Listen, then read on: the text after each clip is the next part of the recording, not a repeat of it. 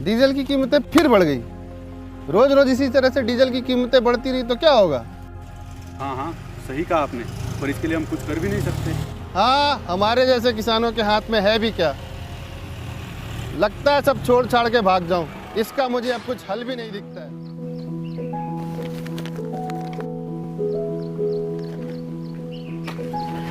क्या हुआ भाई, चेहरे का रंग क्यों उड़ा हुआ है? डीजल की कीमतें फिर से बढ़ गई। और नहीं तो क्या। बढ़ी हुई कीमतों के बारे में तो तुम कुछ नहीं कर सकते, लेकिन डीजल की बचत जरूर कर सकते हो। हाँ, ट्रैक्टर बंद करके घर पे छोड़ देता हूँ, इससे तो डीजल की बचत ही बचत होगी। अरे रे, मेरा कहने का यह मतलब नहीं था। ट्रैक्टर को बंद करने की कोई जरूरत नहीं है। उसी ट्रैक्टर की अच्छे तरीके से देखभाल करके डीजल की बचत कैसे करते हैं इसे समझ लेते हैं। अच्छा, तो आप डीजल बचाना बता सकते हैं? हाँ बिल्कुल।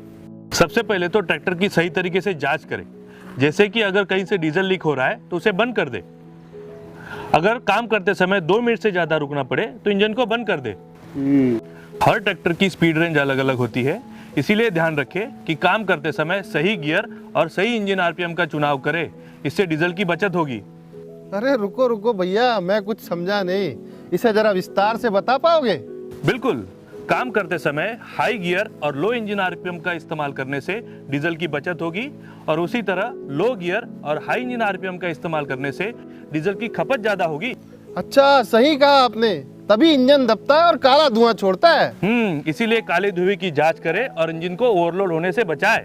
गंदगी इंजन की सबसे बड़ी दुश्मन है, इसे इंजन से हमेशा दूर रखना जरूरी है। लेकिन डीजल की बचत कैसे होगी? देखो भाई, सही काम करने के लिए साफ सुथरे डीजल और हवा की जरूरत होती है।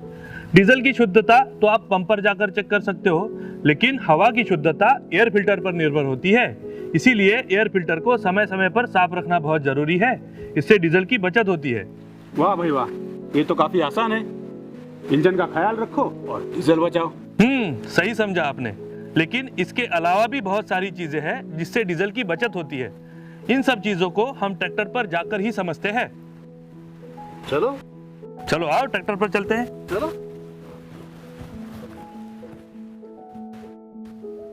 देखो भाई, काम करते समय टायर की फिसलन कम से कम होनी चाहिए। अगर टायर की फिसलन ज्यादा हुई तो डीजल की खपत भी बहुत ज्यादा हो जाती है। अच्छा, लेकिन फिसलन होनी कितनी चाहिए? लगभग 10 से 15% होनी चाहिए। ठीक है, लेकिन फिसलन को पहचानेंगे कैसे? अगर टायर के निशान हल्के से बिखरे हुए हैं तो फिसलन सही है, मतलब 8 से 10%। लेकिन इम्प्लीमेंट बहुत ज्यादा गहराई पर जाकर फंस जाए तो फिसलन बहुत ज्यादा है, मतलब डीजल की खपत भी बहुत ज्यादा है। और अगर फिर भी फिसलन कम नहीं हुई तो भाई टायर तो फिर जल्दी घिस जाएगा। मतलब घिसे हुए टायर्स की वजह से कम ट्रैक्शन मिलता है, और कम ट्रैक्शन मिलने के कारण डीजल की खपत ज्यादा होती है। सही समझे आप। मतलब इंजन और टायर का ध्यान रखें और डीजल की बचत करें। हाँ बिल्कुल, लेकिन इसके अलावा सही इम्प्लीमेंट लगाने से भी फायदे होंगे। सही यानी मैचिंग इम्प्लीमेंट का ही इस्तेमाल करना चाहिए।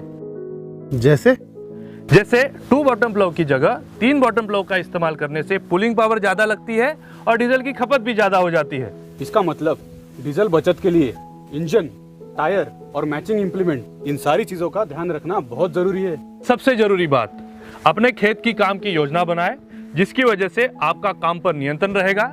आप ज्यादा से ज्यादा काम कर पाओगे और डीजल की बचत भी ज्यादा कर पाओगे। वाह भाई वाह, अब मुझे कुछ ठीक लग रहा है, नहीं तो मैं तो डर ही गया था आज सुबह की खबर पढ़ के। आपने तो बड़े आसान तरीकों से मुझे डीजल बचाने के तरीके समझा दिए। आपका बहुत बहुत धन्यवाद।